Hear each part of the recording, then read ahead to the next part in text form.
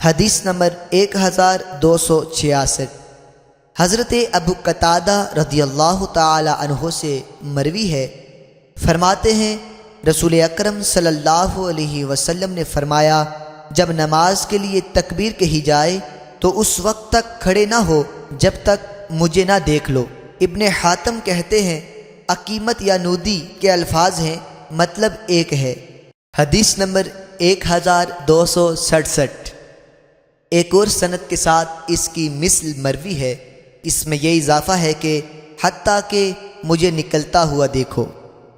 حدیث نمبر 1268۔ حضرت ابو ہریرہ رضی اللہ تعالی عنہ سے مروی ہے، فرماتے ہیں نماز کے لیے اقامت کہی گئی، پس ہم نے کھڑے ہو کر صفوں کو درست کیا اور ابھی تک حضور علیہ الصلاۃ والسلام تشریف نہیں لائے تھے۔ پھر آپ تشریف لائے اور مصلی پر کھڑے ہوئے اور تکبیر تحریمہ کہنے سے پہلے آپ واپس ہوئے اور فرمایا تم اپنی جگہ ٹھہرے رہو۔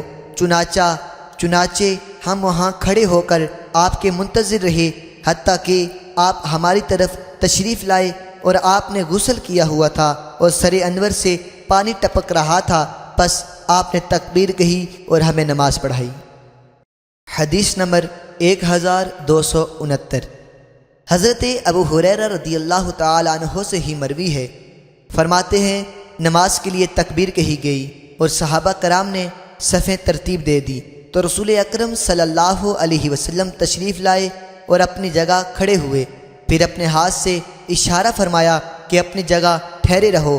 اس کے بعد تشریف لائے تو آپ نے غسل کیا ہوا تھا اور پانی ٹپک رہا تھا، چنانچہ آپ نے صحابہ کرام کو نماز پڑھائی۔ حدیث نمبر 1270۔ حضرت ابو ہریرہ رضی اللہ تعالی عنہ سے ہی مروی ہے، نبی اکرم صلی اللہ علیہ وسلم کے آنے پر تکبیر کہی جاتی اور لوگ اپنی اپنی صفوں پر کھڑے ہو جاتے اور ابھی تک حضور علیہ الصلاۃ والسلام اپنے مقام پر کھڑے نہ ہوتے۔ حدیث نمبر 1271۔ حضرت جابر بن سمرہ رضی اللہ تعالی عنہ سے مروی ہے، فرماتے ہیں جب سورج ڈھل جاتا تو حضرت بلال رضی اللہ تعالی عنہ اذان دیتے اور تکبیر نہ کہتے حتیٰ کہ حضور علیہ الصلاۃ والسلام تشریف لاتے۔ جب آپ تشریف لاتے تو آپ کو دیکھ کر تکبیر کہتے تھے۔